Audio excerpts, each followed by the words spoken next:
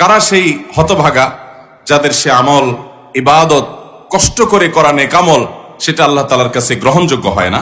Number 1, যারা কুফর এবং শিরকে লিপ্ত তাদের কোনো আমলই কবুল হবে না। নামাজ না, শুধু কোনো আমলই কবুল হবে না যদি শিরকে আকবর এবং কুফরে আকবরে লিপ্ত হয়।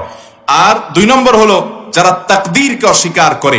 এদের সম্পর্কে নবী করিম সাল্লাল্লাহু আলাইহি ওয়াসাল্লামের হাদিস আছে যে মুনকিরুম বিল কদর, কদরের অস্বীকারী এই ব্যক্তির সালাত, এই ব্যক্তির ইবাদত, এই ব্যক্তির আমল আল্লাহর কাছে কবুল হবে না কোনো।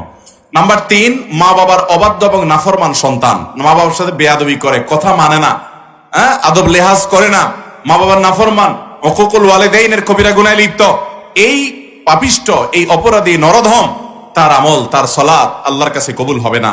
নাম্বার 4, যে ব্যক্তি কাউকে দান করে আবার খোঁটা দেয়, দান করে বলে বেড়ায়, গল্প দিয়ে বেড়ায়, যাকে দান করে তাকে ছোট বানায় রাখে সব সময়, তার কাছে কৃতজ্ঞতা আদায় করে নেয়, স্বীকৃতি আদায় করার জন্য চেষ্টা করে, অর্থাৎ এক কথা খোঁচাখুচি করে এবং খোঁটা দিয়ে বেড়ায়, দান করে আবার যাকে দান করছে তাকে কষ্ট দেয়। আল্লাহ মাফ করুক আমাদেরকে সে মান্নান, অর্থাৎ এইরকম ব্যক্তি দান করে খোটাখুটি দেয়, তার ওই দানের আমলটা আল্লাহর কাছে কবুল হবে না। 4 নম্বর। 5 নম্বর হলো মসজিদে নববীর আশেপাশের যে এলাকা, অর্থাৎ হারামের যে এলাকা মদিনার, সেখানে যদি কেউ কোনো প্রকার অশান্তি সৃষ্টি করে, ফাসাদ সৃষ্টি করে, এই ব্যক্তি অথবা ফাসাদ সৃষ্টিকারীকে যদি কেউ আশ্রয় দেয়, এই ব্যক্তির কোনো আমল ইবাদত কবুল হবে না।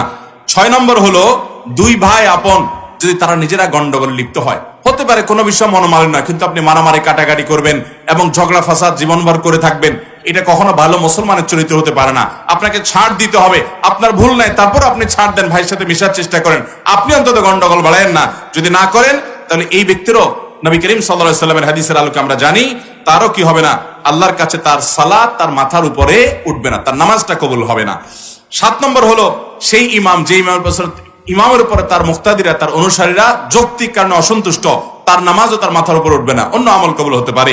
8 নম্বর হলো সেই নারী, যে নারী রাত্রি যাপন করেছে অথচ তার স্বামী তার উপরে কিনা সন্তুষ্ট না যৌক্তিক কারণে, তাহলে সেইটাকে যদি পাত্তা না দিয়ে এবার পড়ে থাকে, তাহলে আল্লাহ রাব্বুল আলামিনের কাছে তার সে নামাজের সওয়াব পৌঁছায় না, এটা মাথার উপরে যায় না। আর 9 নম্বর হলেন ওই কৃতদাস, তিরমিজি বর্ণনা অনুযায়ী, যে দাস যে অধীনস্থ তার মালিকের কাছ থেকে অন্যায্য কোনো কারণ ছাড়া, মানে শরিয়া গ্রাহ্য কারণ ছাড়া সে পলায়ন করেছে, তার উপরও একই কথা প্রযোজ্য, তার সালাত উপরে যাবে না বা তার সালাত কবুল হবে না। এরপর 10 নম্বর হলো ওই নারী, যেই নারী মসজিদে গেছে নামাজ পড়ার জন্য কিন্তু সুগন্ধি মাখায় গেছে, আশপাশে মানুষকে ফিতনা ফেলতেছে, এত ভারী পারফিউম, স্প্রে, আতর ইত্যাদি ব্যবহার করে, প্রসাধন ইত্যাদি ব্যবহার করে গেছে যে আশপাশে মানুষের নাকে তার ঘ্রাণ যায়, এই নারী গুনাহগার। এমনকি নামাজ যদি পড়তে যায় তার নামাজ কবুল হবে না যত মধ্যে সে ফিরে এসে এটা দূর না করে। তিনি যেটা করতে পারেন শরীয়তের গণ্ডির মধ্যে থেকে, সেটা অবশ্যই সুগন্ধি ব্যবহার করতে পারেন, অর্থাৎ বাসা বাড়িতে। আর 12 নম্বর হলেন ওই হতভাগা ব্যক্তি যিনি দান করেন হারাম টাকা থেকে, তার ওই দান আল্লাহর কাছে কবুল হবে না। 11 নম্বর এটা। 12 নম্বর হলেন ওই নামাজি ব্যক্তি, যে ব্যক্তি নামাজ পড়ে কিন্তু পবিত্রতাটা ভালো করে করে না, তার নামাজের আমলটা কবুল হবে না।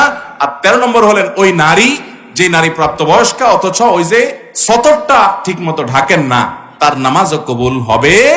আল্লাহ তাআলা আমাদের সমস্ত আমল ইবাদত কষ্ট করে যেগুলো আমরা করি, এই যে এসে ওয়াজ মাহফিলে আসলেন, কথা শুনলেন, বসলেন, আপনাকে কেউ টাকা পয়সা দিবে এখানে ভাই? নিজের গরজে নিজের খরচে অনেক কষ্ট করে আসলেন, একটু দিনই কথা শুনলেন, এই আমলটা আপনার আমল নামায় যুক্ত হোক, আমি চাই কি চাই না বলেন? তাহলে এই 13 প্রকার হতভাগাদের কোনোটার মধ্যে যেন আমরা সামিল না হই, আমার মধ্যে যেন এই 13টার কোনোটা গুনাহ যেন না থাকে, আমরা সেই চেষ্টা করবো তো ইনশাআল্লাহ। আল্লাহ আমাদের সবাইকে সেরকম নেককার, সেরকম আমলওয়ালা, আমার আমলের হেফাজত করনেওয়ালা, ইখলাসওয়ালা, নেককার এবং ইমানদার মুত্তাকি মানুষ হওয়ার তৌফিক দান করুন।